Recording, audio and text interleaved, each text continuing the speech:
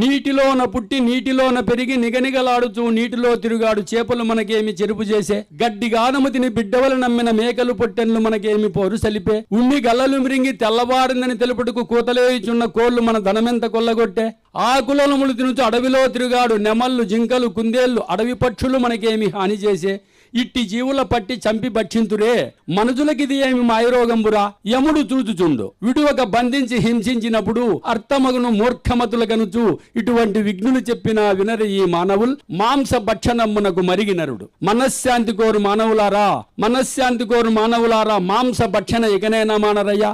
ఆకులములు తినుచు బడమేకలైన అవలీలగా కొండలెక్కుచుండా. మేకలు గొర్రెలు ఏమన్నా మట్టం తింటాయప్ప? అది ఆకులను తిని బడమేకలైన అవలీలగా కొండలెక్కుచుండా. మేక కుత్తుక కోసి మాంసముండకి తిన్న మనిషి ఈనాడు మంచమెక్కి ఆసుపత్రులు బెడ్ ఎక్కి ఏం తింటావా అంటే అంత మటన్ వ్యాపారం నోరు సప్పగుందంటాడు. మరి ఏమని